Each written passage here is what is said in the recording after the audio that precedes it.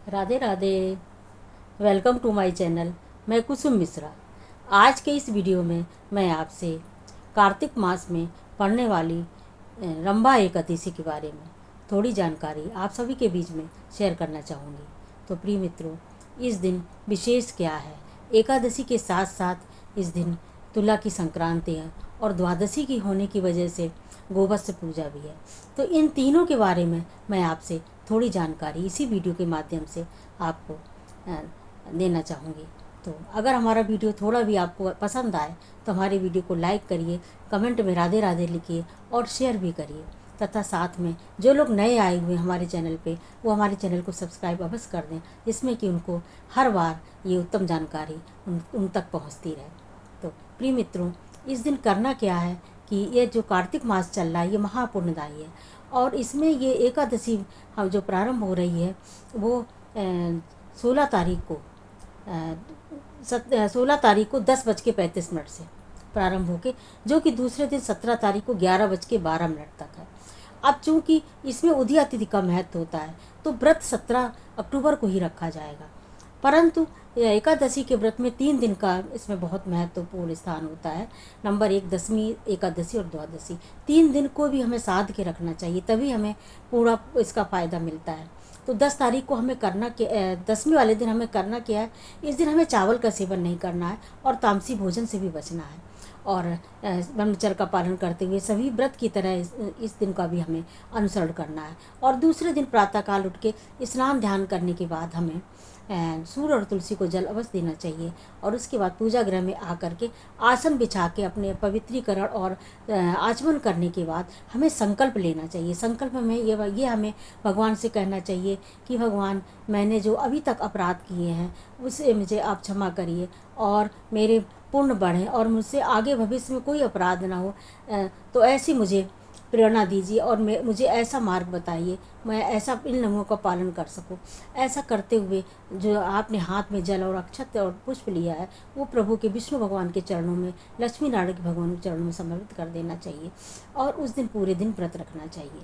और व्रत में आपने संकल्प तो ले ही रखा होगा कि आपको कैसे संकल्प करना है, जल निर्जला रखना है या फलाहार करना है, तो उसी प्रकार आप पूरे दिन व्रत रखिए। अब मैं दूसरी चीज़ बताना चाहूँगी कि इस दिन गोवत्स पूजा भी है। तो गोवत्स पूजा करने के लिए क्या हमें जो वेद पाठी जो सफ़ेद गाय, मतलब कि जो देसी गाय होती है, बछड़े सहित कोशिश करिएगा एक ही रंग के मिल जाए, ना मिले तो जैसे भी मिल पाए उनकी आपको पूजा अर्चना करनी है, उनको तिलक करना, उनको भोजन देना, उनको और गौशाला में जाके दीपदान भी करना चाहिए।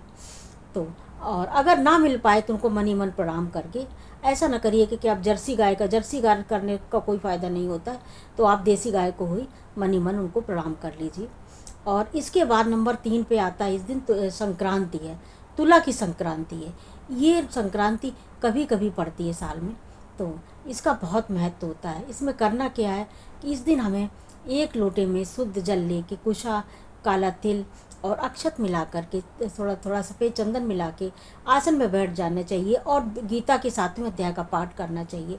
फिर उसके बाद हमें दक्षिणाएं होकर अपने पितरों की निमित्त जल अर्पण करना चाहिए और भगवान से ये प्रार्थना करना चाहिए कि हे प्रभु, ये जो मैंने क्रिया की है इसका पूर्ण हमारे पूर्वजों तक पहुँचे और जो मैंने गीता का पाठ किया इसका भी पूर्ण हमारे पूर्वजों तक पहुँचे।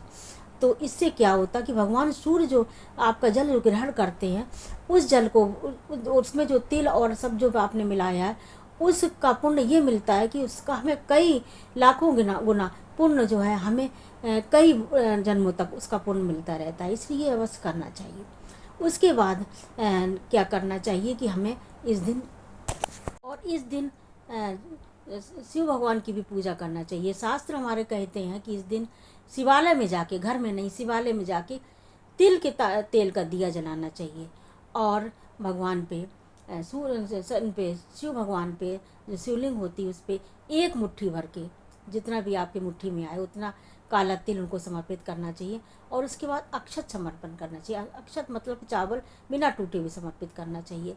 तो इससे आपको क्या लाभ मिलता है कि इससे चावल से लक्ष्मी जी प्रसन्न होती हैं और जो आपने काले तिल जो उनको समर्पित की उसमें सूक्ष्म रूप से जितने भी देवगण होते हैं संसार में, वो सभी आपको आशीर्वाद प्रदान करते हैं।